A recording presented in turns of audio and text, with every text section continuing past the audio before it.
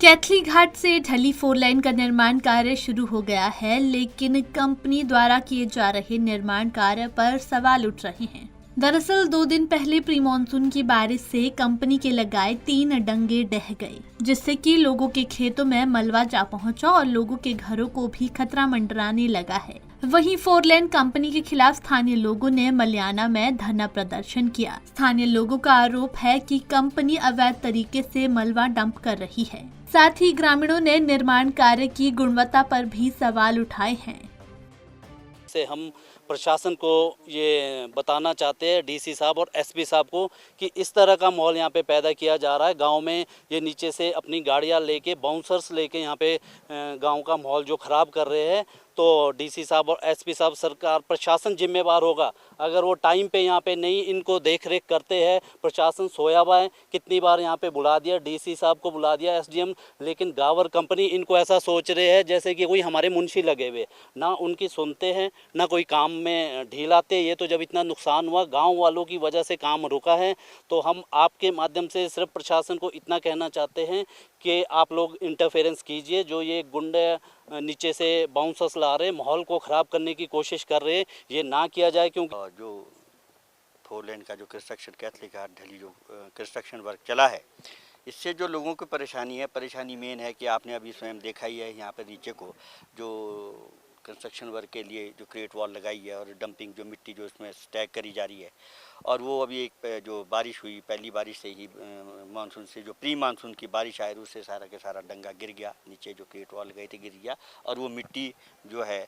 सारी लोगों की जो प्राइवेट जो ज़मीनें हैं उसमें चली गई, और लोगों की जो थोड़ी थोड़ी ज़मीनें हैं स्थानीय लोगों के पास, उसका नुकसान हुआ है।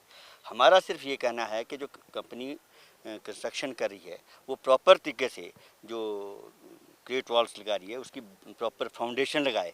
फाउंडेशन लगाने के बाद जितनी क्वांटिटी सहन करने की उस डंगे की कैपेसिटी है, उतना ही क्या कहते हैं मलबा डाले इसके ऊपर, और हमारी जो ज़मीन है उसकी सुरक्षा की जाए। पर जो ये शकलाला से लेके ढली तक जो ये कार्य कर रही है गावर कंपनी, ये बिल्कुल भी ठीक ढंग से नहीं कर रही।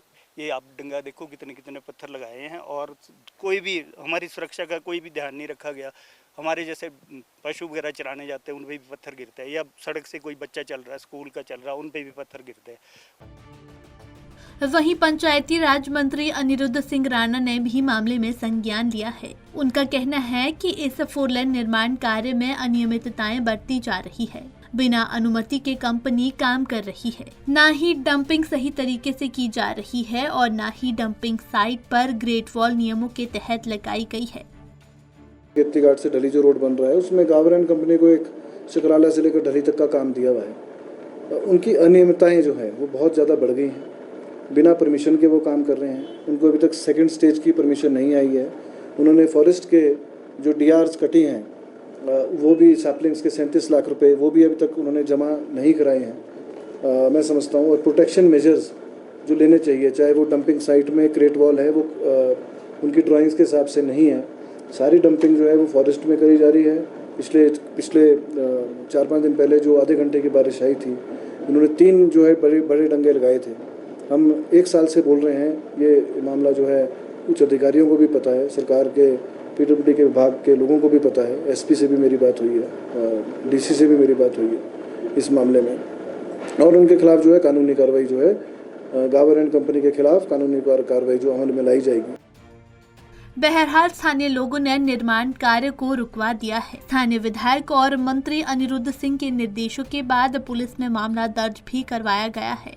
पंजाब केसरी टीवी के लिए शिमला से अली की रिपोर्ट।